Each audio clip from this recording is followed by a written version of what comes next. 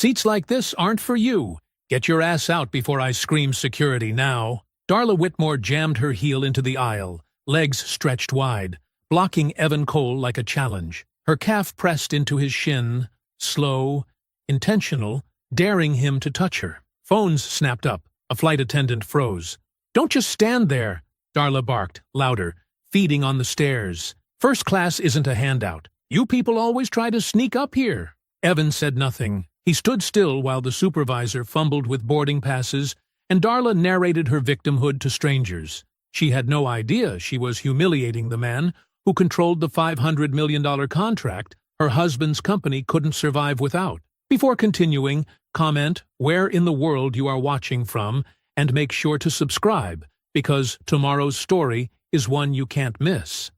Evan Cole stood motionless in the first-class aisle of Flight 2174, his leather briefcase held steady at his side.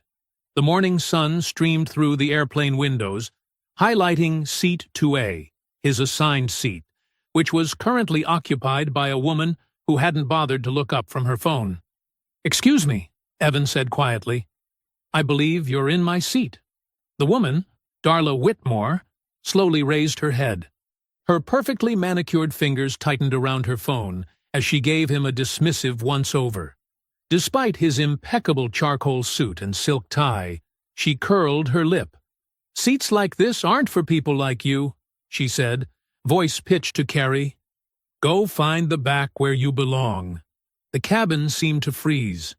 A passenger across the aisle lowered his newspaper. Someone, a few rows back, whispered, "Oh my God." The soft clicks of phone cameras being activated peppered the tense silence. Evan maintained his composure, though his jaw tightened almost imperceptibly. He reached into his jacket pocket and withdrew his boarding pass. "My seat assignment is 2A. I'd be happy to show you my ticket." Darla let out a harsh laugh. "Cute forgery. You people always try this." She shifted in the seat, making herself more comfortable. "I fly first class every week. I know exactly who belongs here and who doesn't." A young flight attendant hovering nearby twisted her hands together, clearly uncomfortable. Her name tag read Jessica. She glanced between Evan and Darla, then down at her passenger manifest. "Sir," she began hesitantly, "let me just verify." "There's nothing to verify," Darla cut in. "I'm not going to let someone pull this kind of scam. He needs to move along before he makes any more trouble." More phones appeared. The cabin's atmosphere grew heavier with each passing second. A businessman in 2B stared intently at his laptop, pretending not to notice. A woman in 1D pressed her call button, then quickly canceled it. Evan stood perfectly still, his expression neutral. The boarding pass remained extended in his hand, a silent refutation of Darla's accusations. He'd faced this before. The assumptions, the dismissals, the casual cruelty masked as concern. His success had taught him that patience was a weapon, timing everything. "Ma'am," he said calmly, "I'd appreciate you vacating my assigned seat." Darla's face flushed red.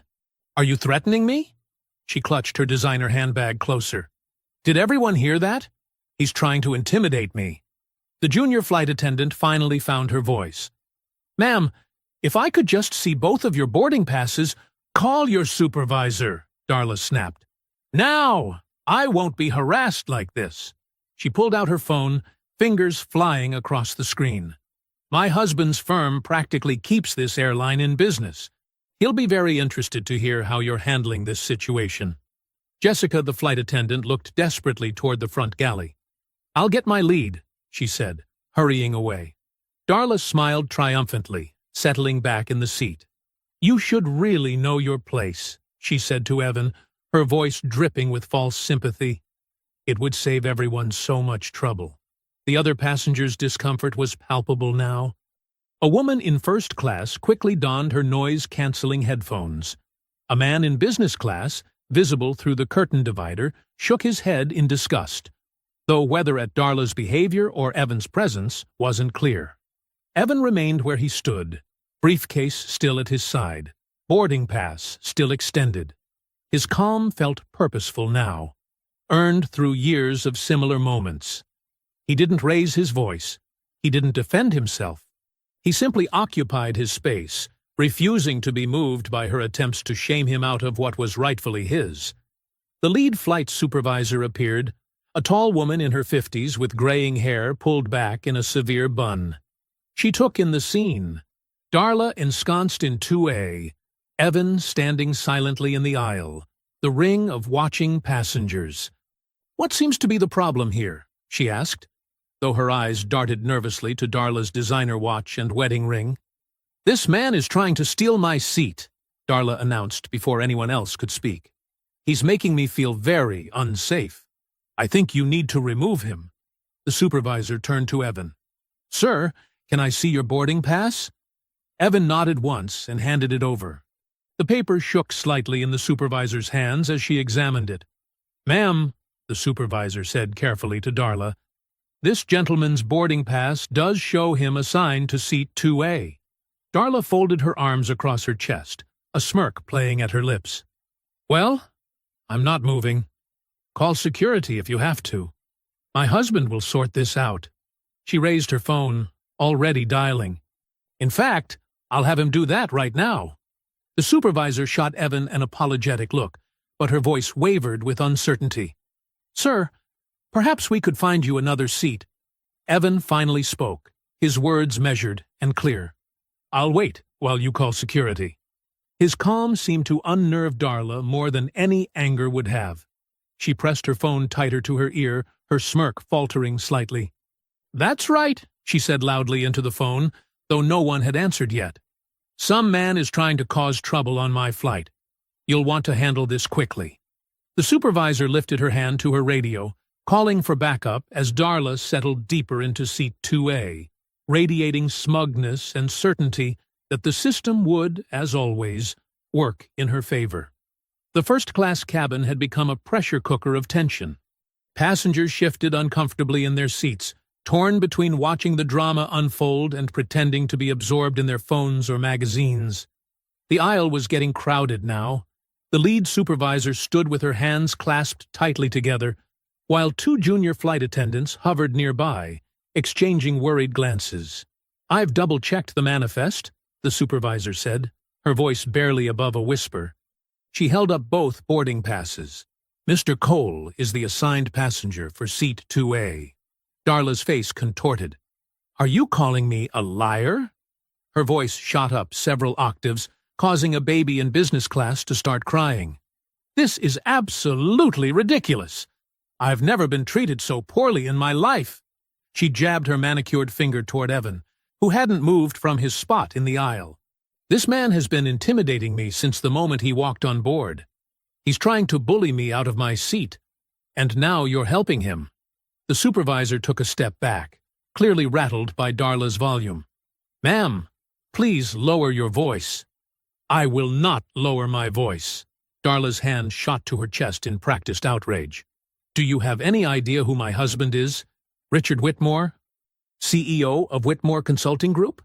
She paused for effect, watching recognition dawn on the supervisor's face. "That's right.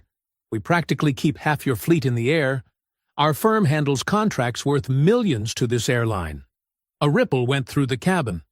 A man in a business suit 2 rows back suddenly became very interested in the scene. The junior flight attendants exchanged another look, this one more alarmed.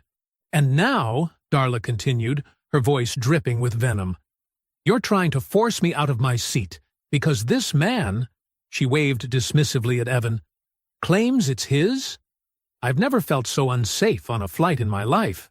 The supervisor's professional demeanor cracked slightly.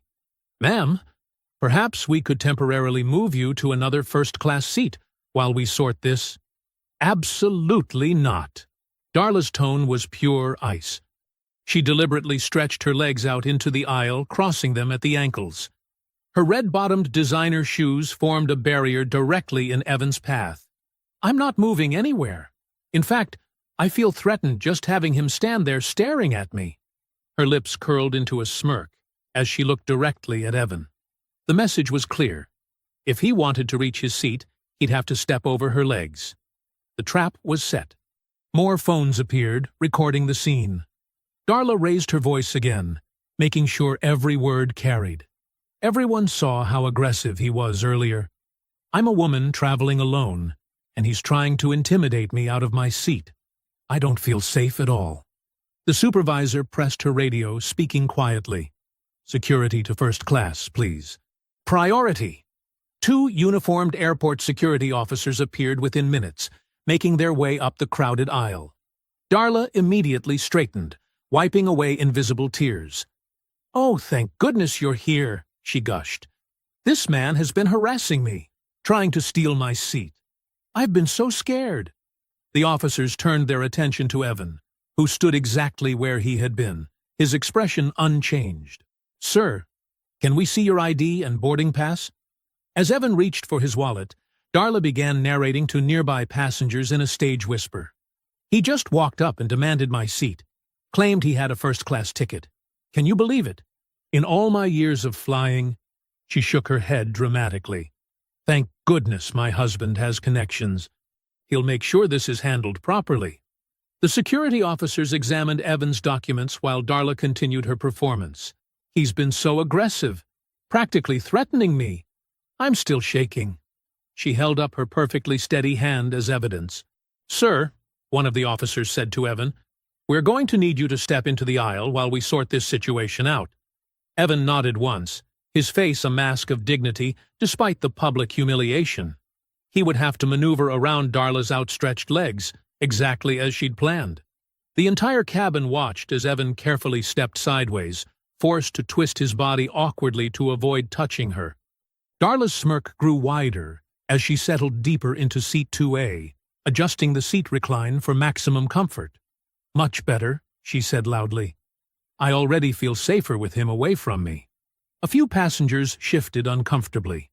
The junior flight attendant who'd first tried to help looked close to tears. But no one spoke up. The security officers continued questioning Evan in full view of everyone, while Darla made a show of pulling out her phone, no doubt to call her husband again. The morning sun streaming through the windows now felt harsh and exposing, highlighting every second of Evan's public questioning. He answered each query calmly, his voice steady despite the dozens of eyes fixed on him. But there was no missing the humiliation of the moment. A successful businessman being treated like a threat, while his assigned seat was occupied by a woman weaponizing every privilege at her disposal. The aircraft door remained propped open, sunlight streaming into the tense cabin. Departure time had come and gone. Passengers shifted restlessly in their seats, while flight attendants whispered urgently into their phones near the galley. The 2 security officers flanked Evan, who stood perfectly still in the aisle, his briefcase at his feet. Darla's volume increased with each passing moment, as if silence was her enemy. "This is exactly what I'm talking about," she announced to the cabin at large. The sheer audacity of it all. She gestured toward Evan with a dismissive wave. Standing there, trying to intimidate a woman traveling alone. A flight attendant attempted to pass through with a nervous, "Excuse me," but Darla ignored her, launching into another tirade. "Do you know what the real problem is here?" She directed this at no one in particular, though her voice carried to every corner of first class. "It's that some people just don't understand their place anymore. My husband's company literally keeps men like him employed. We sign their paychecks." The security officers exchanged uncomfortable glances. One of them cleared his throat. "Ma'am, if we could just—" "Oh, I'm not finished," Darla cut him off, her voice sharp. "Look at him, standing there all silent and superior. What's wrong? Nothing to say now?" She leaned forward in Evan's seat, his seat, and smiled coldly. "Cat, got your tongue?" The lead security officer tried again. "Perhaps if we could all take a moment to de-escalate." Darla's laugh was harsh and cutting. "De-escalate? No, I don't think so. In fact," she pulled out her phone, waving it like a weapon, "I think it's time we had him removed from this flight entirely. One call to my husband, and trust me, this airline will make sure he never books another ticket." She began dialing, her movements deliberately slow and theatrical. "It's almost sad, really. Did you actually think you could just walk onto this flight and take whatever seat you wanted? That's not how the world works, sweetie. The cabin had grown uncomfortably quiet. Even the baby that had been crying earlier had fallen silent, as if sensing the tension. Darla's voice seemed to fill every space. "You know what's funny?" she continued, thumb hovering over the call button. "You haven't said a single word in your defense. Smart move, actually. Because there's nothing you could say that would— What did you say your husband's company was called?" Evan's voice, when it finally came, was quiet but crystal clear. The contrast with Darla's shrill tones was striking. He stood exactly as he had been, his posture relaxed but professional. Darla blinked, thrown off by the unexpected question. Then her smugness returned. "Whitmore Consulting Group. Perhaps you've heard of it? Though I doubt you move in those circles." She emphasized each word with obvious relish. "We handle major corporate contracts, aviation, technology, finance, the kinds of deals that keep this entire industry running." "Thank you for clarifying that." Evan's tone remained measured, almost gentle. He reached into his jacket pocket and removed his phone. "I wanted to be absolutely certain before I mentioned this, but approximately 5 minutes before boarding this flight, I signed an executive decision." He glanced at his watch, then back at Darla.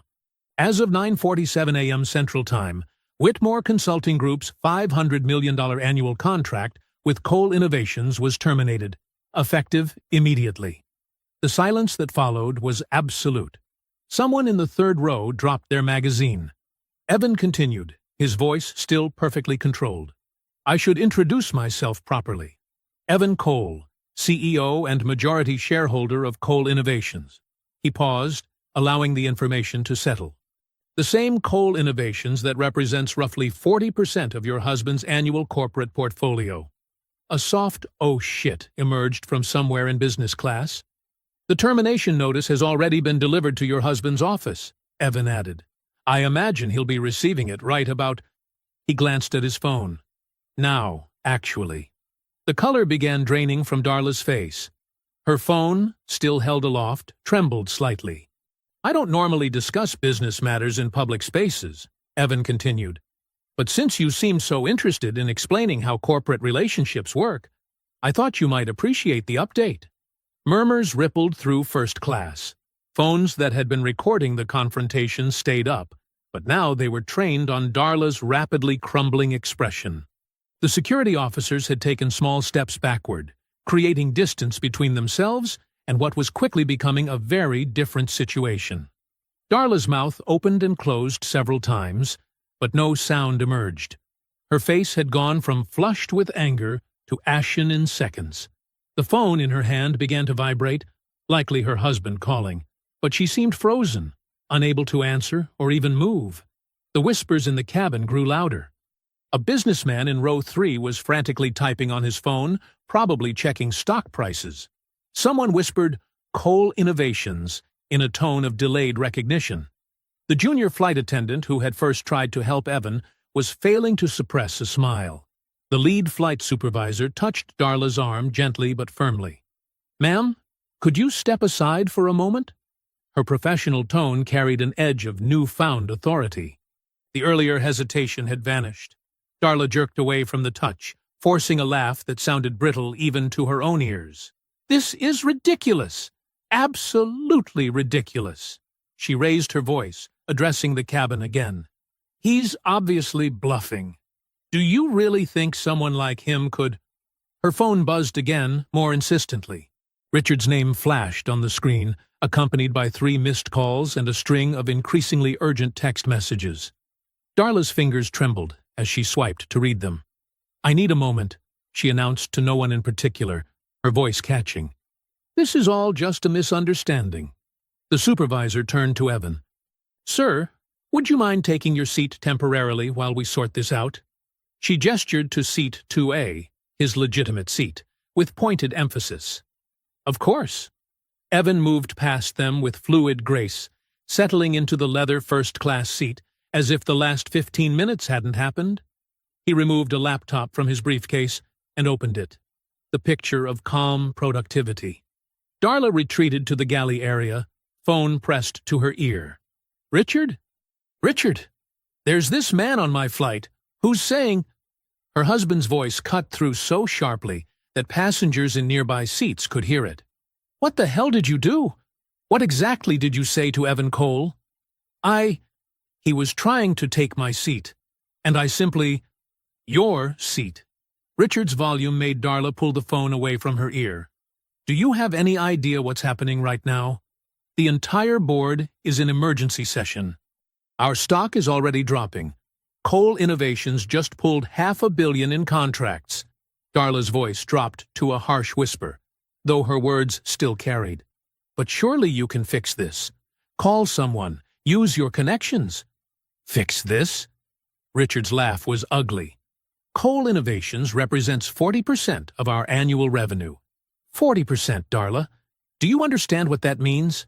The SEC filing just hit the wires. We're looking at immediate layoffs, possibly bankruptcy if other clients follow suit." There was a pause, filled with muffled shouting in the background. "Tell me exactly what happened. Every word." Darla turned away from watching eyes, pressing herself against the galley wall. "He was being very aggressive, Richard, very threatening. I was only defending myself." "Threatening?" "There are videos all over social media showing you stealing his seat and making racial comments. It's trending already." Papers shuffled in the background.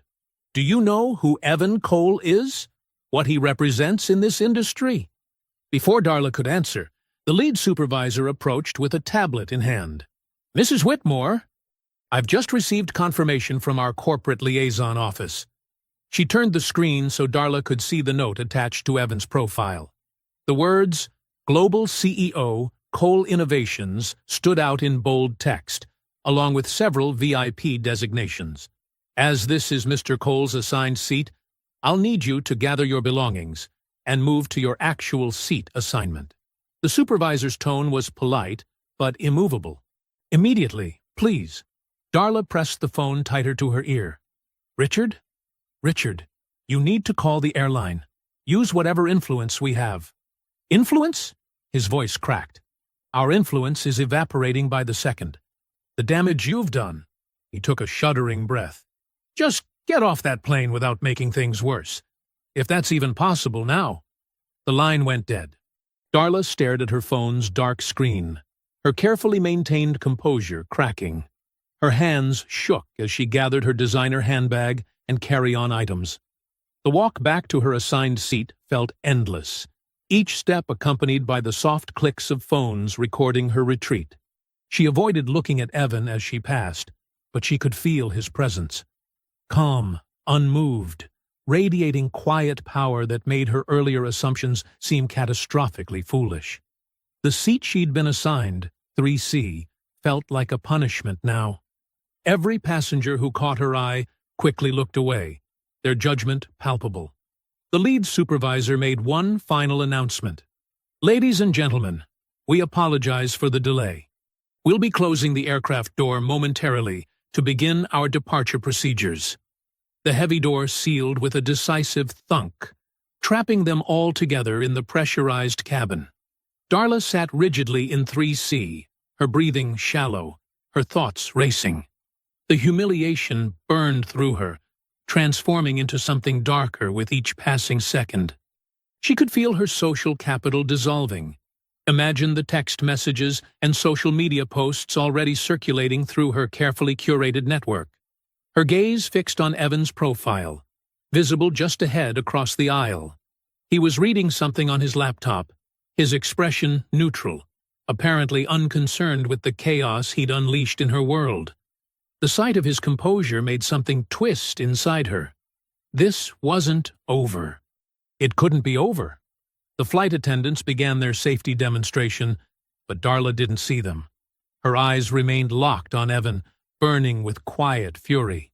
She had built her life on social power, the ability to make or break others with a word, a snub, a carefully placed rumor. Now that power lay in shambles, but she still had Richard's resources, his connections, his influence. She watched Evan's steady hands type something on his laptop, each keystroke feeling like a personal assault. The rage simmered, hardening into cold purpose. This man hadn't just taken her seat. He'd challenged her entire world, and she would make him regret it. The plane descended through San Francisco's signature fog, banking slowly over the bay. For 5 hours, tension had hung in the pressurized cabin like an invisible smoke. Evan had worked steadily on his laptop, responding to emails and reviewing contracts, while feeling Darla's stare burning into him from across the aisle. The wheels touched down with a gentle bump. As other passengers reached for their phones and overhead bags, a flight attendant approached Evan's seat. "Mr. Cole?" Her voice was apologetic but firm. "I've been asked to have you remain seated after we arrive at the gate." Evan nodded, maintaining his composed demeanor. He'd suspected something like this might happen. Darla had spent most of the flight typing furiously on her phone, pausing only to engage in intense whispered conversations with various crew members. The plane taxied to the gate, its engines winding down. As the seatbelt sign dinged off, 2 uniformed airport security officers boarded through the front door. They moved with practiced efficiency, straight to Evan's seat. "Sir, we need you to come with us regarding an incident reported during this flight." The older officer's hand rested casually near his belt. Not threatening, but noticeably present. Evan closed his laptop with deliberate slowness. "Of course. Though I'd like to note that any incident is well documented by multiple passenger videos. That's part of what we need to discuss, sir." The younger officer gestured toward the aisle. "If you'll come with us now." From her seat, Darla watched with poorly concealed satisfaction as Evan was made to stand and walk ahead of the officers.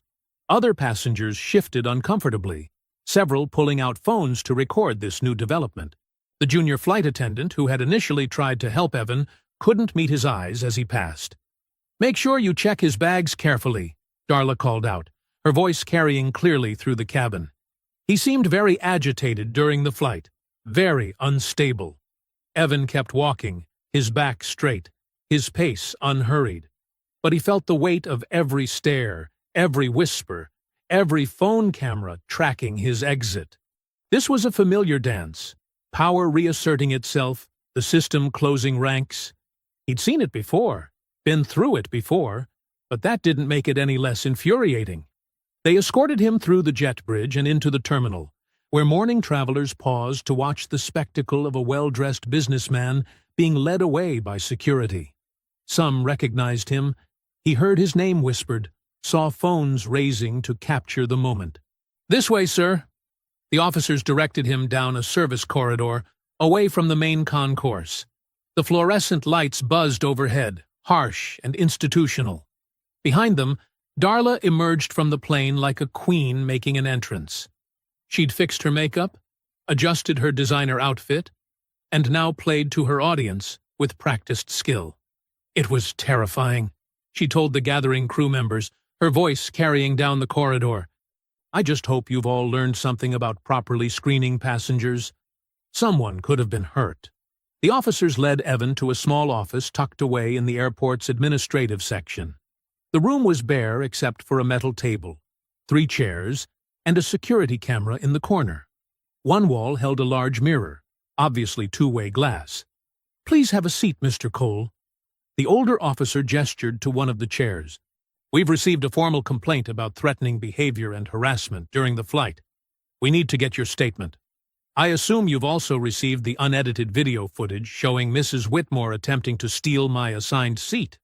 Evan sat down, maintaining eye contact. "And making several discriminatory remarks in the process?" The younger officer shifted uncomfortably. "We're gathering all available evidence. For now, we need to follow procedure."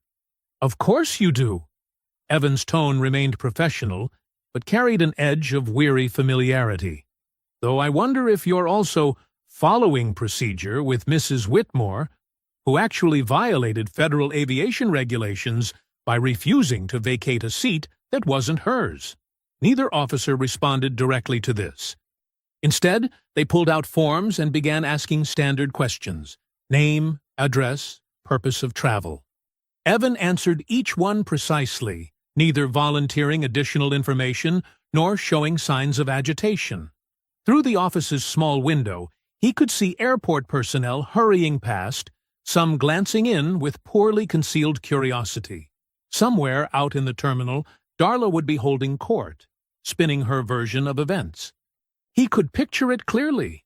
The sympathetic nods, the shared outrage, the social media posts already spreading her narrative. His phone vibrated in his pocket. Then again, and again. The officers exchanged glances as the device continued to buzz with incoming notifications.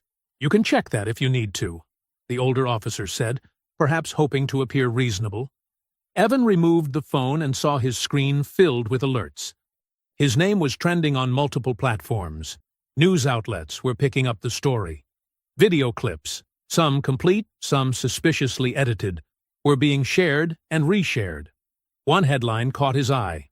Tech CEO removed from flight after seat dispute.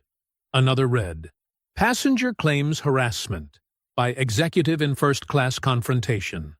The narrative was already being shaped, the truth bent to serve power's purposes. But Evan had been here before. He'd built his career by understanding how systems worked, including how they could be made to work against themselves.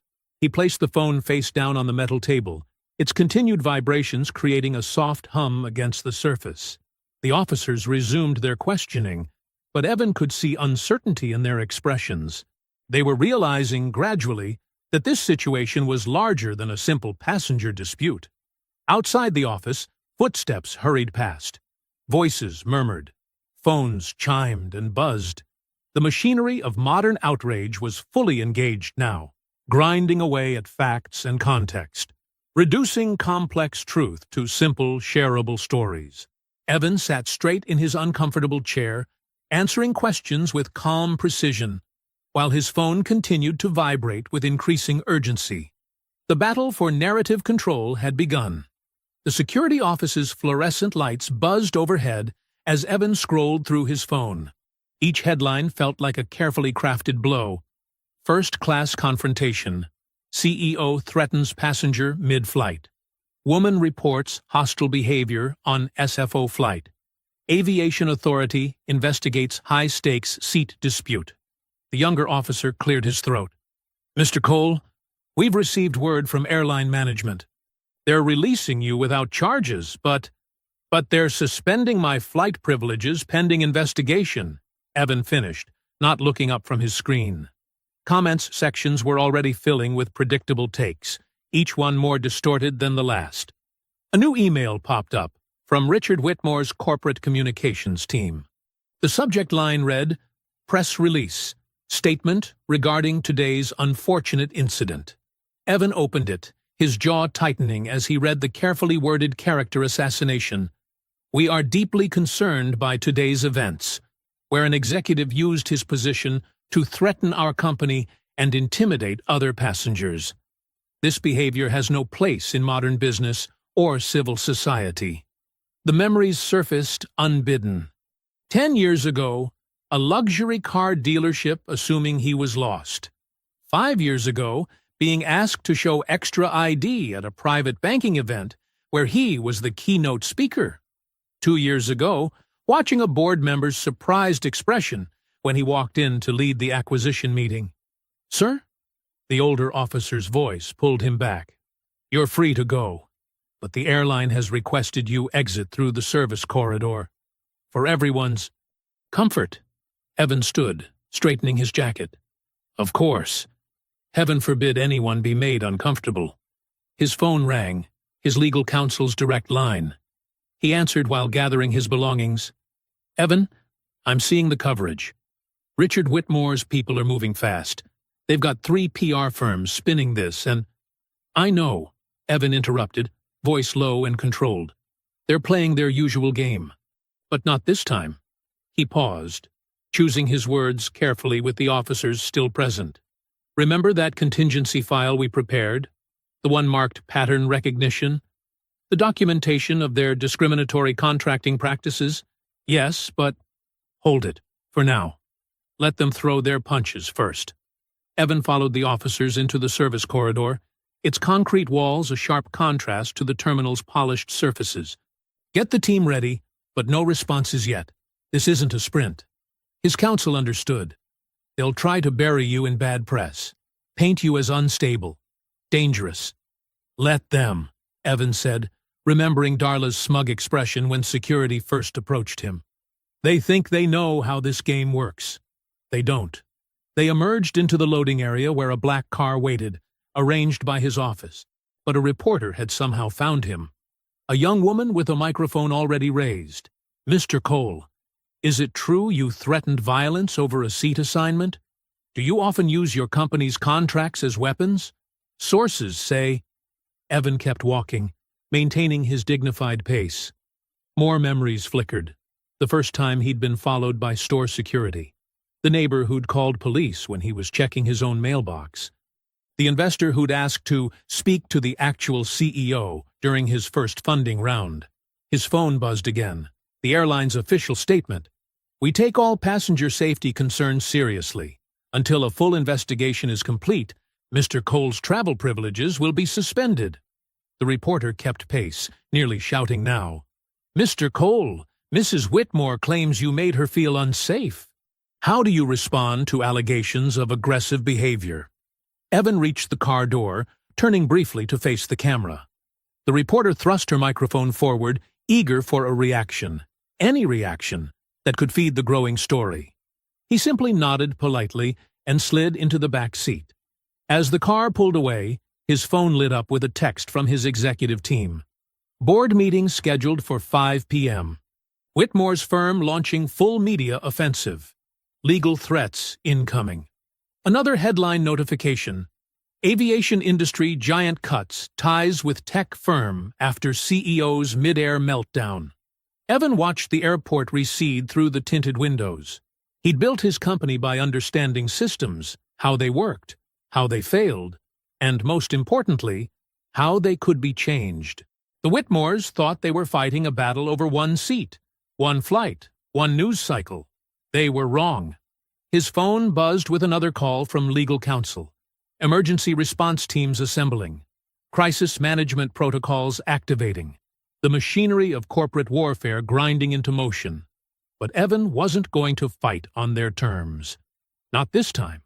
He'd learned long ago that the game wasn't fair, but that didn't mean it couldn't be won.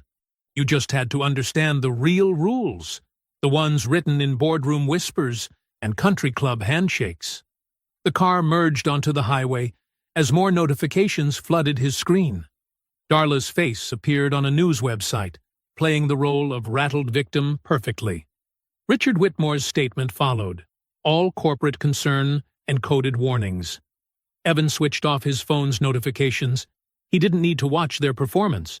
He'd seen it all before, lived it before, but this time would be different. This time, he had receipts, years of them, carefully collected and preserved. The driver caught his eye in the rearview mirror. Where to, sir? The office, Evan replied, his voice steady. The Whitmores thought they were burning him down. They didn't realize they were only illuminating their own weaknesses. Through the window, San Francisco's towers rose into the fog, a forest of glass and steel where power lived and moved and made its own rules, or thought it did. The setting sun cast long shadows through the floor-to-ceiling windows of Evan's hotel suite. San Francisco's skyline glowed orange and purple, a stark contrast to the tense atmosphere inside. His temporary command center hummed with urgent activity. Laptops open, phones buzzing, team members speaking in hushed, focused tones. Sandra Chen, his head of communications, stood by the window with her tablet. The edited clip hit Twitter 20 minutes ago. It's already at 2 million views. She turned the screen toward Evan.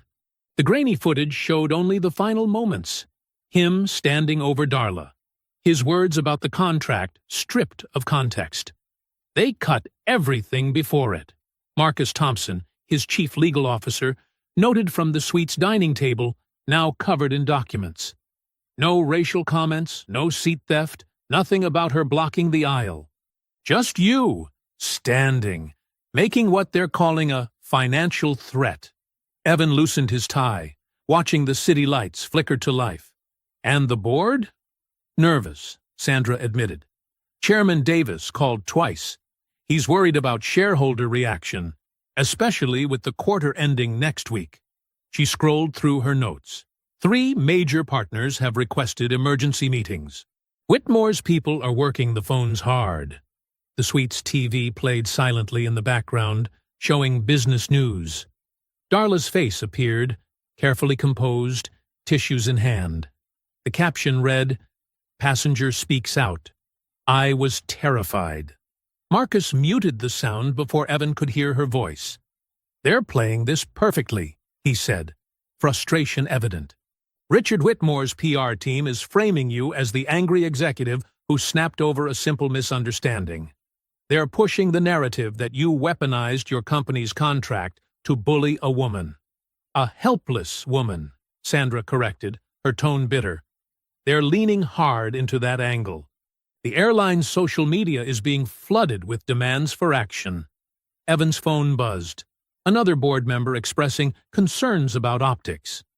He set it face down on the coffee table. "Show me everything they're using," he said quietly. Sandra pulled up multiple screens. Besides the edited video, they've got 3 passenger statements, all from Darla's section of the cabin, all describing you as intimidating. Local news is running with it. Business press is starting to pick up the story. Richard Whitmore released another statement an hour ago. She read from her tablet. "While we respect healthy business competition, using economic leverage to threaten and coerce is unacceptable. We stand firmly with my wife, who endured a frightening encounter that no passenger should face." Marcus snorted. "Frightening encounter. That's rich." "It's working, though," Sandra pointed out. "Comments are running 10-1 against us. The airline's investigation is trending toward a permanent ban. We're losing the narrative." Evan walked to the window, watching the last rays of sunlight disappear behind the bay. "Then let's change it." He turned to face his team. "Sandra, how many passengers were recording?" "At least 6 that we could see, maybe more." "And the airline's internal footage?" Marcus answered. "Multiple angles. We've already submitted formal requests through legal channels." "Speed it up," Evan said. "Call in whatever favors we need. I want every second of unedited video, from boarding to deplaning." He paused, considering. "And get me the passenger manifest, first class and adjacent rows." Sandra was already typing. "Looking for witnesses?" "Looking for truth," Evan corrected. "Someone besides Darla's friends must have seen everything. Find them." His phone buzzed again. Chairman Davis. A third time. Evan let it ring. "There's more," Marcus said, pulling up an email. "Whitmore's firm just filed a civil suit. They're claiming emotional distress, business interference, and defamation. They're asking for an emergency injunction to prevent us from discussing the incident." "Of course they are," Evan said, his voice steady. "They want to control the story. Keep us quiet while they shape public opinion." Sandra looked up from her tablet. "Evan, I have to ask, are you sure you want to fight this? We could issue an apology, claim mutual misunderstanding, offer to reinstate their contract. The board would support that approach." The question hung in the air. Outside, the city's lights twinkled like stars, each one representing thousands of people who would soon judge this moment. The easy path was clear. Back down, apologize, move on. Let Darla have her victory. Let Richard protect his wife's reputation. Let the system work, as it always had. Evan thought of every time he'd stayed quiet, every slight he'd endured with professional politeness, every coded comment he'd pretended not to hear. He thought of younger people watching this unfold, learning the same bitter lessons he'd learned. "No," he said finally. "No apologies. Not this time." He turned to his team. "Sandra, activate every media contact we have. I want them ready when we move. Marcus, prepare response filings, not just to their suit, but for regulatory complaints. This goes beyond one incident." His phone lit up with a text from Sandra's social media team. 3 passengers confirmed willing to share full videos. 2 more considering, waiting for contact from others. Evan nodded. Good, but we wait to release anything until we have it all. No partial truths. When we move with everything. The city hummed below. Millions of lives intersecting in countless ways. Somewhere out there, Darla was probably giving another interview. Richard was probably meeting with lawyers, and the carefully constructed narrative was probably spreading further. Let them think they were winning. Let them believe their edited clips and tearful interviews would be enough. Let them trust in the same old systems that had always protected them. His phone buzzed one final time. Confirmation that a 4th passenger had agreed to share their unedited footage. Sandra's team was already coordinating collection. Marcus drafted subpoenas for the airline's security feeds. The pieces were falling into place. Night settled fully over San Francisco, the city's lights now bright against the darkness. In hotels and homes across the bay, people watched edited clips and read slanted headlines, forming opinions based on carefully crafted lies. But truth had a way of emerging, one unedited frame at a time.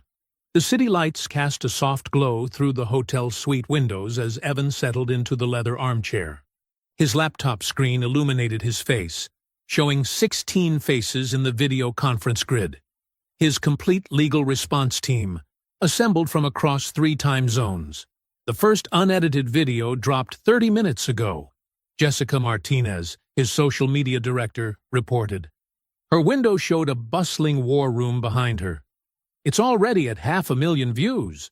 The second and third recordings followed 5 minutes apart. On another screen, Twitter analytics painted a clear picture. The hashtag #OurDarlaWhitmoreLied was climbing rapidly. Public sentiment graphs showed a dramatic reversal. Play the cabin footage again, Evan's lead counsel requested. I want to ensure we've properly cataloged every interaction. The main screen switched to high-definition video shot from 3 rows behind. The timing couldn't have been better. A passenger had started recording the moment Darla first challenged Evan.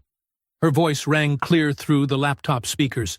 Seats like this aren't for people like you. Go find the back where you belong. The footage continued, uncut and damning. Every dismissive gesture, every racial undertone, every moment of calculated aggression played out in perfect clarity. When it reached the part where she deliberately blocked the aisle with her legs, several team members shook their heads in disgust. The airline's internal cameras confirm everything, Marcus reported, sharing his screen to show multiple angles. We have complete coverage from 4 different security feeds. There's no room for misinterpretation. Sandra's window lit up as she joined the call. CNN just picked up the story. They're running the full footage at the top of the hour. Fox Business and MSNBC have both requested statements. Evan watched the reaction metrics climb. Comments flooded in. This is disgusting behavior. She knew exactly what she was doing. Justice for Evan Cole. His phone buzzed. Chairman Davis again, but this time with a different tone. Saw the full video. The board stands with you. Whatever you need. The airline just issued their statement, Marcus announced, sharing his screen. Following review of complete footage from Flight 2387, we acknowledge that seat assignment protocols were not properly followed. We are conducting a thorough investigation of all parties involved. We regret any inconvenience to our valued passengers. Neutral enough to avoid legal exposure, Evans' counsel noted, but clear enough to distance themselves from Darla's version. Sandra's team shared more metrics. The edited clip that had dominated early coverage was now being thoroughly debunked. Aviation forums dissected every frame. Business commentators analyzed the power dynamics. Social justice advocates highlighted the racial undertones. Richard Whitmore's PR team has gone silent, Jessica reported. Their last tweet was 40 minutes ago, before the unedited footage emerged. Evan allowed himself to relax slightly. The truth was out, unfiltered and undeniable. His phone continued buzzing with supportive messages from industry peers and board members who had wavered earlier. Mr. Cole, His lead counsel spoke carefully. While this is certainly positive development, we should discuss contingency planning. The Whitmores still have significant resources and connections. Agreed, Marcus added. Their civil suit is still active. They could attempt to seal the footage through emergency motions. Sandra's window highlighted as she spoke. We are also tracking unusual activity on financial forums. There might be attempts to pressure your stock price or spook investors. Richard Whitmore doesn't accept defeat easily, the lead counsel continued. He's built his reputation on never backing down. We should expect escalation, possibly in ways we haven't anticipated. Evan nodded, studying the cascade of supportive comments still flowing across his screen. What's our next move? We maintain position but stay alert, his counsel advised. Document everything. Monitor all channels. Keep our response teams on standby through the night. The next 12 hours are critical. The team continued coordinating for another hour. Legal preparations, media monitoring protocols, security measures. Every possible angle needed coverage. Every potential vulnerability required protection. As the call wound down, Sandra shared one final update. Your approval ratings are at record highs. The public is firmly on your side. Even the early critics are walking back their statements. Stay focused, Evan reminded them. This isn't about popularity. It's about accountability. The video windows closed one by one as the team signed off to their respective assignments. Evan sat in the dimming room, watching the truth continue to spread across social media. His phone had finally stopped buzzing. The crisis apparently paused for the night. The suite felt eerily quiet after hours of constant activity. Outside, San Francisco's lights still twinkled, but the city's rhythm had slowed to a gentle pulse. Evan stood by the window, reflecting on the day's whirlwind of events. From the confrontation on the plane to the attempted character assassination to this moment of apparent vindication. He walked through the suite, powering down monitors and closing laptops. The wall of screens that had dominated his afternoon went dark one by one. His phone showed one final message from Sandra. Media monitoring team in place for overnight shifts. Get some rest. Evan moved through his evening routine methodically, checking doors, reviewing his schedule for tomorrow, setting his alarm. The day's tension slowly ebbed as the suite grew darker. He reached for the last light switch, his hand pausing briefly as he surveyed the quiet room. The lights clicked off, plunging the suite into darkness broken only by the city's glow through the windows. Evan headed toward his bedroom, the weight of the day finally settling on his shoulders. The harsh buzz of Evan's phone cut through the darkness, jolting him from a fitful sleep. The clock read 2:17 a.m. His screen blazed with notifications, missed calls, texts, emails, all flooding in within the last 20 minutes. Sandra's message appeared first. Urgent. New video released. Turn on any news channel now. Evan grabbed the remote, flicking on the suite's main TV. CNN's breaking news banner scrolled across the bottom. Exclusive. New footage shows aggressive confrontation on Flight 2387. The video playing above the chyron made his stomach drop. It showed him standing over Darla's seat, but the angle was twisted, the timing manipulated. Someone had slowed his movements to appear menacing, cropped out Darla's provocations, and amplified his voice to sound harsh. The careful dignity he'd maintained throughout the confrontation had been edited into something sinister. His phone buzzed again. Marcus's message cut straight to the point. Fox News picked it up. MSNBC running it now. No fact-checking, straight to air. The TV screen split into a panel discussion. Experts who had defended him hours ago now questioned his hidden aggression. Social media analysts dissected his threatening body language. A crisis management specialist called it a masterclass in gaslighting the public. The timestamp, Evan muttered, studying the video's metadata. They waited for maximum impact. The release was timed perfectly. Too late for West Coast business hours, too early for East Coast morning shows, hitting that vulnerable window when verification teams were skeletal and social media moved fastest. His counsel's call came through. The airline's statement just dropped. "It's bad." Evan opened the press release. Following new evidence regarding the incident on Flight 2387, we are temporarily suspending Mr. Cole's flying privileges pending a comprehensive safety review.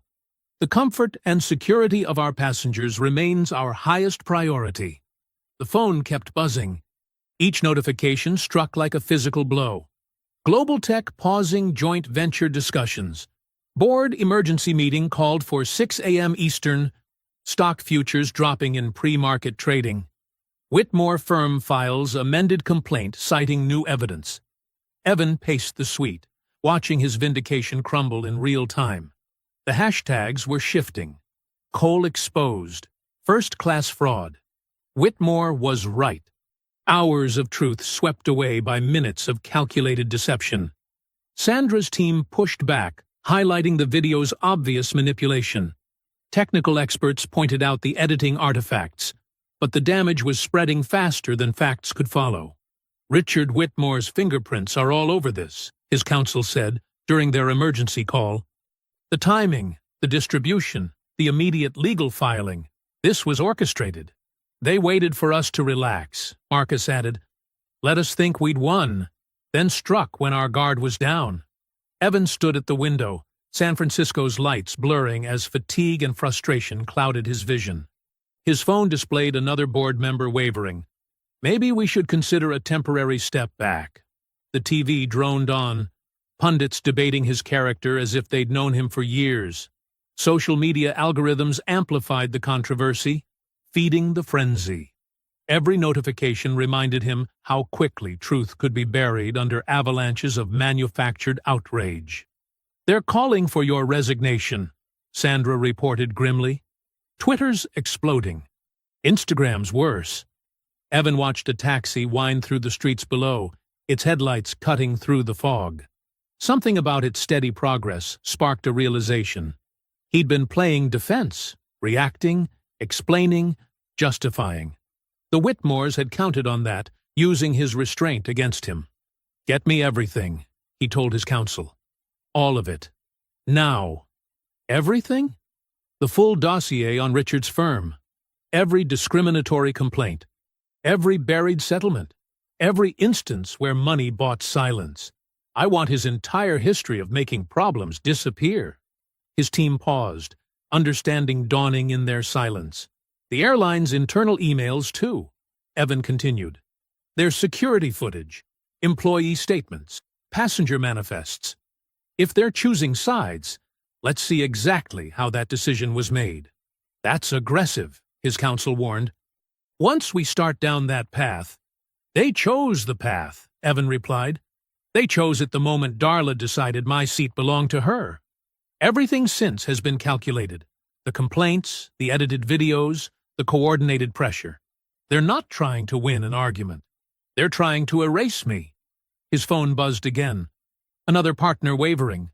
Another headline questioning his integrity. But the notifications felt different now. Each one strengthened his resolve. "Mr. Cole," Sandra ventured, "this could get very ugly." "It's been ugly since the beginning," Evan said. "I just wasn't fighting back hard enough." He turned from the window, facing his team through the video call. No more reactions, no more explanations, no more hoping truth speaks for itself. We're done playing their game. The city stretched out below, millions of lights twinkling in the darkness. Somewhere out there, Richard and Darla Whitmore probably felt secure in their victory, certain their power and privilege would shield them as it always had. Evan studied the skyline, his reflection hardening in the glass. The time for defense was over. Now they would learn what real consequences felt like. His phone lit up with another wave of notifications, but he didn't bother checking them. Those messages belonged to the old narrative, the one where privilege always won, where money bought truth, where power meant never facing accountability. That narrative was about to change. Through the window, dawn's first hint began bleeding into the night sky. Evan stood motionless, watching light touch the horizon. The city was waking up to their version of events. but he would decide how this story ended. The suite's desk lamp cast a harsh glow across stacks of documents as Evan reviewed the final package. His laptop screen showed 4:47 a.m., but exhaustion had given way to sharp focus. 3 folders lay open before him, each representing a different warhead in the arsenal his team had assembled. Folder 1. The complete record raw security footage from multiple angles. Unedited phone videos from 6 different passengers. Audio recordings of Darla's calls to airline staff. Timestamps, metadata, and authentication certificates. Everything needed to expose the deliberate manipulation of tonight's viral clip. The technical analysis is conclusive, Sandra confirmed through the video call. We can prove exactly how they doctored that footage. Every edit, every manipulation. Folder 2. The paper trail. Hundreds of internal emails from Richard Whitmore's firm, obtained through disgruntled employees and legal discovery. Messages ordering the PR assault. Strategy memos plotting retaliation. Communications with friendly media outlets coordinating the hit pieces. Richard wasn't careful, Marcus noted. He assumed power meant never having to hide his tracks. The arrogance is stunning. The emails painted a damning picture. Richard orchestrating a campaign to destroy Evan's reputation, not because of any real threat, but because his wife's ego demanded it. The casual cruelty in his language, the dismissive tone toward people like Cole, it was all there in black and white. Folder 3. The pattern. This was the heaviest weapon. Years of documented discrimination at Whitmore's firm. Buried complaints. Forced settlements. Systematic exclusion of minority contractors. Statistical proof of bias in hiring and promotion. A complete exposure of how money and influence had masked decades of institutional racism. This goes beyond one incident, Evans' counsel explained. It's a pattern of behavior they've paid millions to hide. Once this breaks, others will come forward. Evans studied the release schedule on his screen. The package would hit simultaneously across multiple channels: major media outlets, financial regulators, congressional oversight committees, shareholder groups, social media platforms, industry watchdogs. Every recipient would get the full dossier, not carefully curated pieces. The truth would flood every channel at once, overwhelming any attempt at damage control. The timing is critical, Sandra emphasized. We release at 9 a.m. Eastern. Markets opening, morning shows live, maximum visibility. Evan nodded, scanning the final checklist. His team had prepared this contingency from the beginning, understanding that people like the Whitmores never stopped at one attack. The package had been ready, waiting for the moment when half measures would no longer suffice. Legal implications? Evan asked. His counsel leaned into the camera. They'll sue. Multiple suits. Different angles. But everything here is documented. Truth is an absolute defense. More importantly, discovery would only reveal more evidence against them. The airline? Marcus asked. Their statement banning you crossed a line, Sandra replied. The emails prove they acted under pressure from Whitmore, not based on evidence. Their liability is significant. Evan stood, stretching muscles tight from hours of tension. The city outside was still dark, but the first commuters were appearing on the streets below. Soon, those sidewalks would fill with people heading to work, unaware that the morning's news would reshape their understanding of power and accountability. Collateral damage? He asked quietly. His team exchanged glances. They understood the question's weight. Significant, his counsel admitted. Whitmore's firm will lose contracts. Partners will distance themselves. Share prices will drop. Jobs will be affected. Innocent people, Evans said. Yes, but continuing to protect Whitmore's system means accepting that more innocent people will be hurt. That's the real collateral damage. The talent denied, the careers blocked, the voices silenced. Evan touched the folders, feeling the weight of lives and livelihoods contained in their pages. The Whitmores had forced this moment, believing their privilege made them untouchable. They never considered that someone might value truth more than comfort. His phone buzzed. Another news alert about the aggressive passenger narrative. Another attempt to erase his dignity, to make him accept humiliation as his due. The message joined hundreds like it, each assuming he would follow the familiar script. Apologize, step back, let power win again. Sandra's voice cut through his thoughts. Final confirmation needed. Mr. Cole. Do we proceed? Evan looked at his reflection in the window. The same composed expression he'd maintained on the plane. The same dignity he'd refused to surrender. Behind him, the room's light illuminated the evidence of systemic injustice, waiting to be exposed. The market opens in 4 hours, Marcus said. Once we start, we'll be attacked, his counsel finished. They'll call it excessive, vindictive, disproportionate. They'll call it what they always call accountability when it finally reaches them, Evan replied. He turned back to his team, their faces serious in the video windows.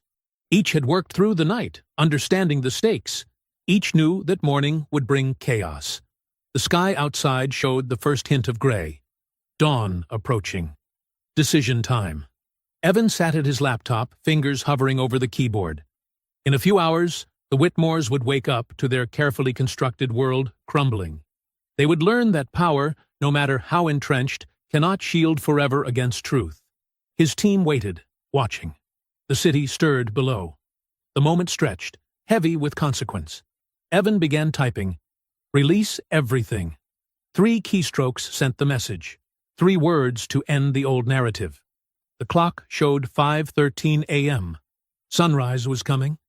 Evan sat motionless in his leather armchair, the first rays of sunlight streaming through the hotel suite's floor-to-ceiling windows. His phone vibrated continuously against the side table, each notification marking another detonation in the carefully orchestrated release. 6:03 a.m. Pacific Time. The first wave hit. The unedited cabin footage spread across social media platforms like wildfire. Crystal-clear audio captured Darla's initial attack. Seats like this aren't for people like you. The full context restored, viewers could see the deliberate way she blocked the aisle. Her smirk as security approached Evan instead of her. Comment sections exploded. Retweets multiplied exponentially. His laptop screen filled with updating feeds. Major news sites began replacing their overnight stories with urgent updates. The crawling headlines shifted tone. Developing, new evidence contradicts first-class confrontation claims. Breaking, full footage, shows passenger was targeted, not aggressor. Exclusive, internal emails reveal coordinated attack on tech CEO. 6:17 a.m. The second wave crashed. Sandra's voice came through his earpiece. Email package is propagating now. Financial press picking it up first. The internal communications from Whitmore Group hit business channels hardest. CNBC switched to breaking news coverage. Analysts began parsing Richard's explicit instructions to bury Cole and make the story stick. Market watchers noted the timestamp on Richard's first retaliatory email, sent before the plane had even pushed back from the gate. Evan watched the scrolling tickers react in real time. Whitmore Group, 4.2% pre-market. Trading halted. WMG pending news. Airline shares tumble on discrimination allegations. 6:31 a.m. The regulatory hammer fell. Confirmation from SEC, Marcus reported through the conference line. They've received the full documentation. Same from the FAA regarding airline compliance issues. Major financial news sites posted alerts about multiple agencies launching preliminary reviews. The story was metastasizing beyond a simple passenger dispute into questions of corporate governance and regulatory compliance. Evan's phone rang, his board chairman. He let it go to voicemail. This wasn't the time for discussion. The truth needed no defense. 6:45 a.m. The narrative collapsed completely. Cable news channels ran split-screen comparisons. Darla's tearful interview from the previous evening beside unedited footage, proving each claim false. Hosts who had sympathetically platformed her story hours earlier now questioned their own coverage. The airline's hasty ban was scrutinized. Richard's manipulative emails were quoted directly. Social sentiment analysis coming in, Sandra noted. Public support has completely inverted. Hashtag trends all favoring our position now. Evan watched silently as years of the Whitmores' carefully maintained facade crumbled. Their weapons, media connections, legal threats, social pressure, turned to dust against simple, documented truth. 7:02 a.m. The pattern emerged. As the initial shock wore off, deeper analysis began. Financial reporters dug into Whitmore Group's history. Past discrimination complaints, previously buried, resurfaced. Industry watchers noted systematic exclusion of minority-owned contractors. Statistical analysis showed troubling patterns in hiring and promotion. 3 major shareholders have requested emergency board meetings, Marcus reported. Whitmore Group's chief counsel is trying to reach us through back channels. Evan sipped his now cold coffee, remembering countless boardrooms where he'd been mistaken for support staff. How many others had faced the same assumptions, the same barriers? The evidence now flooding inboxes and newsrooms told that larger story. 7:18 a.m. The damage spread. The airline issued a new statement, suspending all contracts with Whitmore Group pending review. Their stock dropped sharply. Other corporate partners began distancing themselves, fearing contagion. Richard's carefully constructed network of influence showed its fragility. Evan's phone buzzed with a text from his legal counsel. Darla Whitmore, attempting to schedule press conference. Strongly advise maintaining our silence. He typed back a single word. Agreed. 7:33 a.m. Truth cascaded. More passengers from the flight came forward, sharing additional angles, confirming Evan's account. Flight attendants spoke anonymously about pressure to accept Darla's version. Earlier incidents involving the Whitmores emerged. Other confrontations, other attempts to leverage privilege. The hotel room's TV showed financial channels in crisis mode. Experts debated the broader implications. Words like systemic and institutional peppered their analysis. Richard's carefully constructed world of handshakes and backroom deals faced unprecedented scrutiny. 7:45 a.m. Accountability arrived. Evan stood, stretching muscles tense from hours of stillness. He walked to the window, watching San Francisco come fully alive below. The morning sun now filled the sky, appropriate for a day of reckoning. His phone continued its constant vibration. Messages from allies and enemies alike went unanswered. This moment required no commentary from him.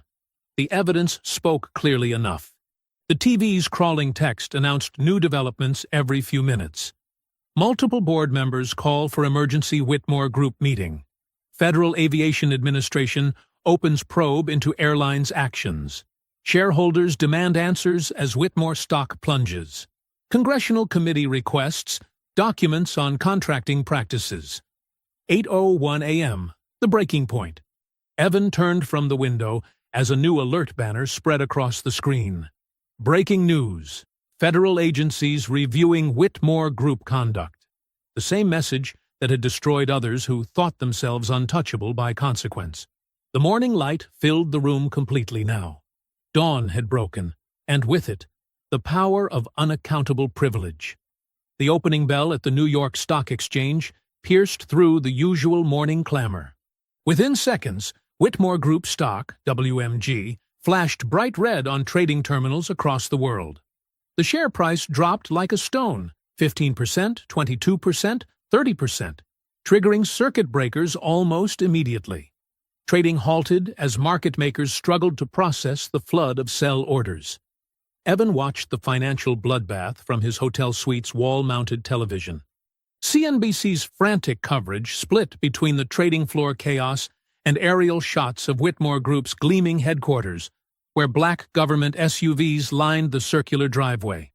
Men and women in dark suits streamed into the building, carrying briefcases and document boxes.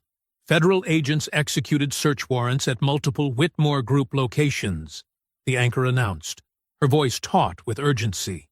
Sources confirmed the SEC, Department of Justice, and other agencies are involved in what appears to be a coordinated action. His phone rang. Marcus, his legal counsel. "They're moving faster than expected," Marcus said without preamble.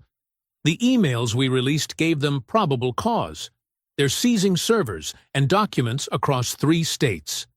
On screen, Richard Whitmore appeared via satellite link, his usual polish cracking under pressure. His statement came out rushed, defensive. "These allegations are completely false," Richard declared, sweat visible on his forehead. "This is a coordinated attack by a competitor attempting to damage our reputation. Whitmore Group has always operated with the highest ethical standards." The network cut to leaked emails, displaying them beside Richard's face. His own words contradicted every denial. "Make sure Cole understands his place. Use whatever leverage necessary. I don't care how you do it. Just make this go away." Trading resumed briefly before halting again as shares plunged further. Financial analysts who had praised Whitmore Group days earlier now questioned everything about the company's operations. "Mr. Cole," Sandra interrupted through the conference line, "you should see this." Social media feeds filled his laptop screen. Someone had identified Darla from the flight footage. Her carefully curated online presence collapsed as years of similar incidents surfaced. Former country club members, charity board colleagues, and social acquaintances shared their own stories of her behavior. "I've never seen anything like this," Sandra continued. "It's like a dam broke. People aren't afraid to speak up anymore." A text message lit up Evan's phone, from the CEO of a major tech firm that had distanced themselves the previous day. "Clearly, we acted hastily. Would appreciate a conversation when convenient." Similar messages arrived from other partners who had wavered. Their fear of Whitmore Group's influence evaporated in the harsh light of exposure. The airline's PR team scrambled to contain their own crisis. A press release announced the immediate suspension of 3 executives pending an internal investigation into serious allegations of discriminatory practices and improper influence. "We are reviewing all protocols," their statement read, "and we offer our sincere apology to Mr. Cole for his treatment." Evan's temporary flight ban disappeared from their system without fanfare. His status returned to its usual elite level, though that meant little now. Market analysts began connecting darker dots. Richard's influence hadn't just affected one flight or one contract. Evidence suggested years of systematic discrimination in Whitmore Group's contracting practices. Minority-owned businesses described similar patterns of exclusion and retaliation. The $500 million contract termination was just the thread that unraveled everything, a Bloomberg analyst observed. Pull on it, and the whole tapestry of corporate malpractice comes apart. By mid-morning, Richard's carefully constructed world lay in ruins. Major shareholders demanded emergency board meetings. Corporate partners initiated contract reviews. Politicians who had accepted Whitmore donations quietly announced plans to return them. Darla's social media accounts went dark one by one. Her charity board positions disappeared from organizational websites. The country club where she'd once held court posted notice of a membership review session. 4 congressional committees have requested documents, Marcus reported. Your contract termination is being cited as the catalyst that exposed broader systemic issues. They're particularly interested in the timing, how Richard's retaliation plans were in motion before the plane even left the gate. On TV, financial experts debated Whitmore Group's survival chances.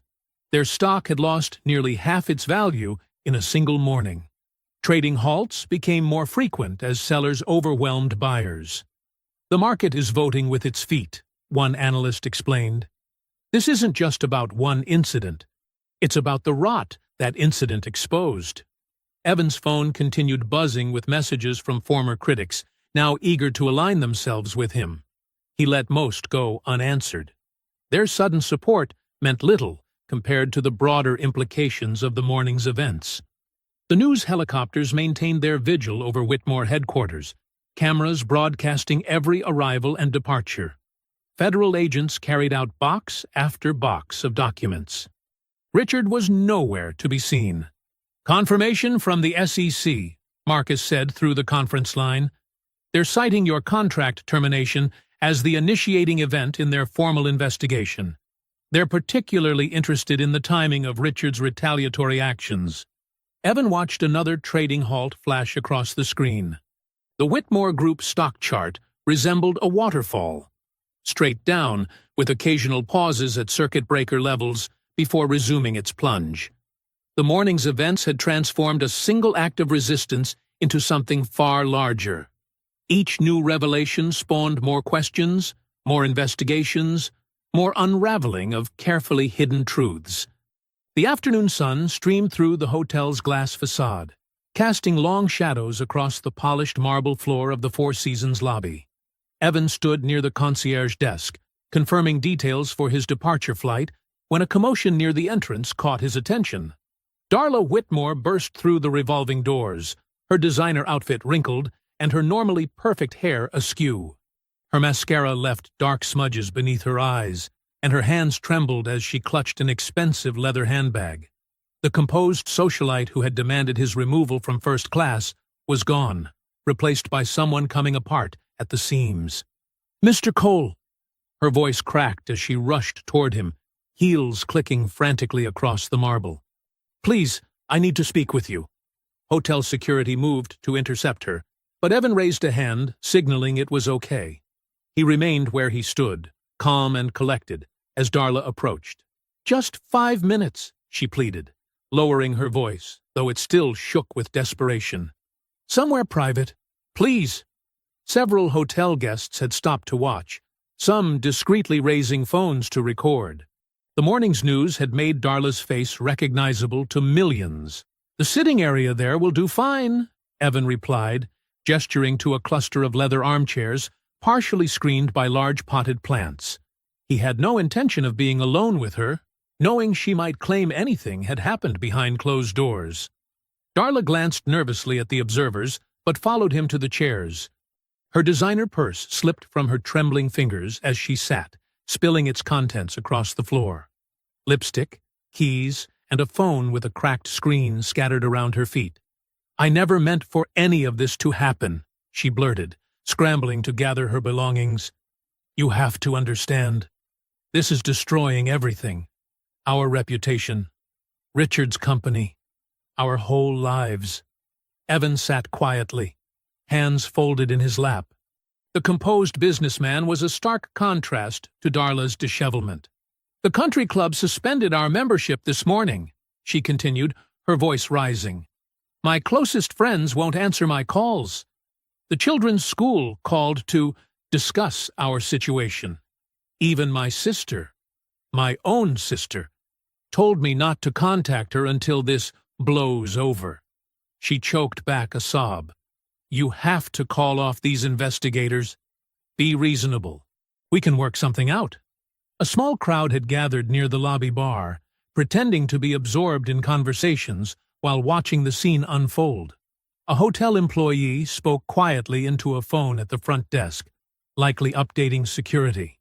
"Mrs. Whitmore," Evan said finally, his voice level and controlled, "what's happening now isn't something I control. But it's your company, your lawyers. You can stop this!" Her perfectly manicured nails dug into the leather armrests. "No," Evan replied simply. "I can't, and I wouldn't if I could." "We'll pay whatever you want," she pressed on, leaning forward. "Name your price. Richard will arrange it. Just call off the dogs." Evan shook his head slowly. "You still don't understand. This stopped being about money the moment you decided to weaponize your privilege against me. Every step of the way, you and your husband chose escalation. When I showed you my boarding pass, you mocked it. When the crew confirmed my seat, you called security. When I revealed the contract termination, you filed false complaints. When those failed, you tried to destroy my reputation." Darla's face crumpled. "I was just protecting what's mine." "No," Evan corrected her gently. "You were enforcing what you thought you were entitled to. There's a difference. The seat wasn't yours. The power you wielded wasn't earned. The consequences you're facing now? Those you earned. But it's not fair, she wailed, mascara running freely now. We're losing everything. Like you tried to make me lose everything?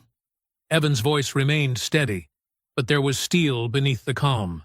The federal investigators, the SEC, the congressional committees, they're not acting on my behalf. They're responding to evidence of years of discrimination and corruption. Evidence your husband's retaliation brought to light. A television mounted above the lobby bar showed fresh footage of federal agents leaving Whitmore Group's headquarters with more boxes of documents. The ticker below displayed the company's stock price, still falling. Please, Darla whispered, her voice small and broken. I'll apologize publicly. I'll do anything. That's the problem, Mrs. Whitmore. You're only sorry because you got caught. You're not sorry for what you did. You're sorry for the consequences. There's a difference there, too. She stared at him, mascara-stained tears tracking down her cheeks. The carefully constructed facade of social superiority had crumbled completely, revealing the frightened, entitled person beneath. So that's it? She asked bitterly. You won't help us at all? The truth is helping you, Evan replied, standing smoothly. It's helping everyone who's ever been treated the way you treated me. Sometimes justice comes through consequences. Darla's shoulders shook with poorly suppressed sobs. Nearby guests openly recorded now, capturing the complete reversal of power from that moment on the plane. The woman who had smugly demanded Evan's removal was now publicly undone, while he remained composed and dignified. Through the lobby's windows, reporters had gathered on the sidewalk, alerted to Darla's presence by social media posts. Camera flashes sparked like lightning as she stumbled to her feet, clutching her disarrayed belongings. I hope you're satisfied, she choked out, but the words carried no weight now. Evan adjusted his suit jacket and checked his watch. Good afternoon, Mrs. Whitmore. He walked calmly toward the side exit, leaving Darla to face the waiting media gauntlet alone. The cameras captured everything, her tears, her disarray, her complete humiliation. But Evan didn't look back. He had a flight to catch, and there was nothing more to be said. The airline's corporate headquarters gleamed in the late afternoon sun, its glass and steel facade reflecting the golden California light. Inside the main conference room, camera crews jostled for position as journalists filled every available seat. The tension was palpable. This wasn't just another corporate press event. Airline CEO Marcus Thompson stood at the podium, flanked by his executive team. Their usual confidence was replaced by visible discomfort. Behind them, a row of board members sat rigid in their chairs. At the center of the long table, Evan Cole sat composed in a perfectly tailored charcoal suit, hands folded calmly before him. Good afternoon, Thompson began, his voice carrying through the microphone. We're here today to address the deeply troubling events that occurred on Flight 2317 from Chicago to San Francisco. He cleared his throat, glancing at his prepared statement. But more importantly, we're here to acknowledge our failure in handling those events and to make things right. Cameras clicked rapidly as Thompson turned toward Evan. Mr. Cole, on behalf of our entire organization, I want to extend our sincerest apology. You were subjected to discriminatory treatment, false accusations, and public humiliation, first by another passenger, and then by our own failure to properly investigate before taking action. The room fell silent as Thompson continued. Effective immediately, we are formally reinstating Mr. Cole's flight privileges and elite status. Furthermore, we have initiated a comprehensive review of our incident response protocols, with particular emphasis on preventing discriminatory escalation. A reporter's hand shot up. What about the crew members who sided with Mrs. Whitmore? The flight crew involved has been suspended pending review, Thompson replied. We're also implementing mandatory anti-bias training across all customer-facing positions. Another journalist called out, Mr. Cole, do you consider this response adequate? Evan leaned forward to his microphone, his voice steady and measured. This isn't about adequate or inadequate. It's about accountability and change. The airline's leadership has demonstrated both today. And the Whitmores? Someone pressed. That matter is now in the hands of appropriate authorities, Evan replied diplomatically, though everyone knew the Whitmore Group's stock had lost nearly 40% of its value since the morning. The airline's chief compliance officer stepped forward, outlining new policies, enhanced training protocols, clearer escalation procedures, and the formation of an independent passenger advocacy board. With each announcement, the story shifted further from personal conflict to systemic reform. In the second row, Evan's legal counsel nodded slightly. Everything was proceeding according to plan. Not revenge, but restructuring. Not humiliation, but change. We've also received confirmation, Thompson added, that our own board has approved a significant expansion of our diversity and inclusion initiatives, with Mr. Cole's company serving as a key advisory partner. This announcement sparked another flurry of questions. The partnership wasn't just symbolic, it was a multi-million-dollar commitment to substantive change. A senior reporter stood, addressing Evan directly. Sir, your company's stock has risen 15% since this morning. Do you feel vindicated? Evan adjusted his microphone thoughtfully. This was never about stock prices or personal victory. It was about standing firm when faced with injustice, about refusing to let power and privilege override dignity and truth. His words carried weight because they weren't delivered with anger or triumph, but with quiet certainty. The same composure he'd shown on the plane now commanded the room. But surely, another reporter pressed, you must feel some satisfaction about the Whitmores' downfall. What I feel, Evan replied, is hope that this incident serves as a reminder. Accountability isn't punitive, it's corrective. Change isn't revenge, it's progress. The press conference concluded with Thompson announcing immediate policy implementation. As cameras continued rolling, Evan stood and shook hands with the airline executives, a simple gesture that somehow symbolized the shift in power dynamics since that morning on the plane. In the lobby afterward, Evan's phone buzzed constantly with updates. The SEC had opened a formal investigation into the Whitmore Group. 3 major banks had suspended their relationships with the firm. Congressional committees were scheduling hearings. The system that had once protected the Whitmores was now dismantling their empire. Your car's ready, Mr. Cole, a staff member announced. We've arranged priority check-in for your return flight this evening. Evan nodded his thanks, gathering his belongings. Outside, the media crowd had thinned but not disappeared. They called questions as he walked to his waiting car. Mr. Cole, any comment on Richard Whitmore's resignation? Has Darla Whitmore attempted to contact you again? What about the federal investigation? Evan simply smiled politely and kept walking. He'd said what needed saying. The rest would unfold as it should.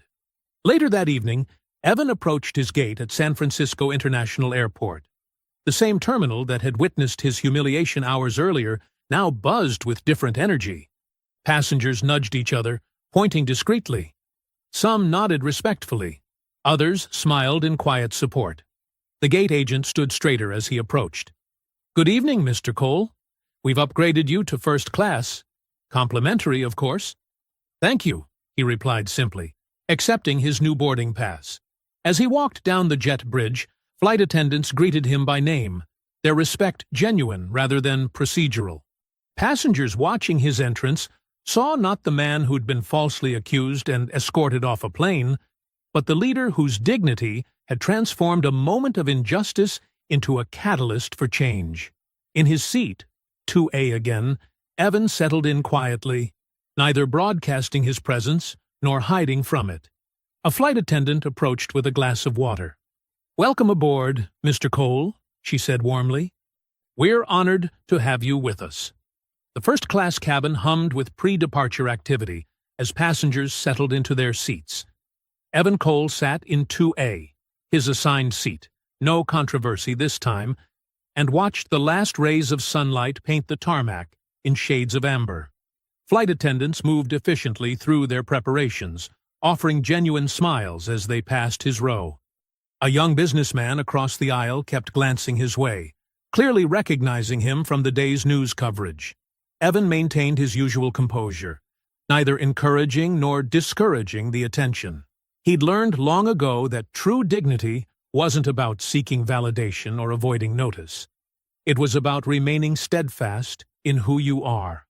The cabin lights dimmed briefly as the aircraft's systems cycled through their pre-flight checks. Evan's phone buzzed one final time before he switched it to airplane mode. The message was from his legal counsel. Whitmore Group board meeting ended. Richard's resignation effective immediately. Criminal charges pending.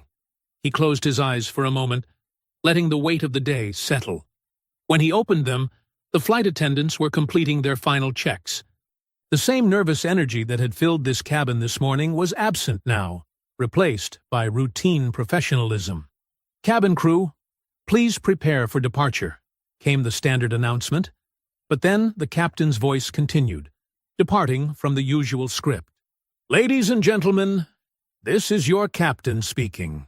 Before we begin our flight to Chicago this evening, I'd like to take a moment to acknowledge someone special on board with us."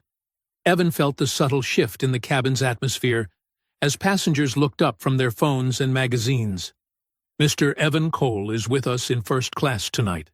Many of you may recognize his name from today's news. What you might not know is that Mr. Cole's actions have already initiated significant changes in airline policy and industry standards. His professionalism and dignity in the face of discrimination have set an example that will benefit passengers and crew members for years to come." The cabin erupted in spontaneous applause. It wasn't the awkward, obligatory kind that sometimes follows public announcements. This was genuine appreciation, recognition of principle over power, of dignity over drama. Evan nodded quietly in acknowledgement, maintaining his characteristic reserve. A flight attendant caught his eye and smiled warmly. "Can I get you anything before takeoff, Mr. Cole?" "Just water, thank you," he replied, his voice carrying the same measured tone it had throughout the day's events. As the plane backed away from the gate, Evan's thoughts drifted to the morning's confrontation. He remembered Darla Whitmore's smug certainty, her husband's attempted intimidation, the momentary victory of privilege over right. The cost of remaining silent in such moments, not just personal, but systemic, had become painfully clear. The aircraft turned onto the runway, engines spooling up with increasing urgency. Through his window, Evan watched the last traces of sunset fade into deeper blues. His phone screen flashed one final notification before he turned it off completely. Darla Whitmore's social media accounts deactivated amid backlash. The plane accelerated down the runway, pressing Evan gently back into his seat. As they lifted off, San Francisco's lights spread out below like scattered gems, then gradually dimmed as they climbed through the evening haze. He watched the city where everything had changed grow smaller, more distant. A news alert appeared on his seatback screen. Breaking. Federal prosecutors announce investigation into Whitmore Group financial practices. The headline scrolled past without fanfare, justice moving forward with quiet inevitability. The flight attendant returned with his water. "We're so glad you're with us tonight, Mr. Cole," she said softly. "What happened this morning? Well, it needed to happen. Things needed to change." Evan thanked her with a slight nod. She was right. Change rarely came from comfort. Sometimes it required standing firm when others expected you to step aside, speaking truth when others demanded silence. Through his window, the last traces of twilight painted the clouds in deep purples and blues. The aircraft banked slightly, finding its course eastward. Below, the landscape disappeared into darkness, but above, stars began emerging with remarkable clarity. The captain's voice returned, "Folks, we've reached our cruising altitude of 35,000 feet. The weather ahead looks clear, and we're expecting a smooth flight to Chicago."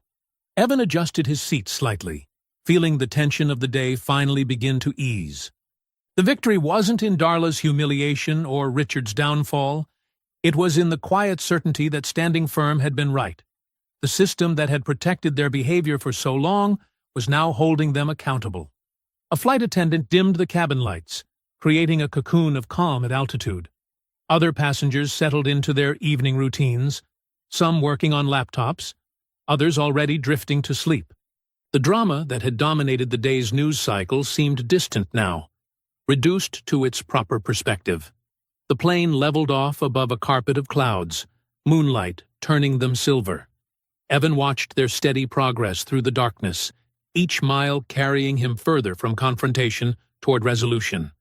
His future, both personal and professional, stood secure, not because he had fought loudly, but because he had stood firmly.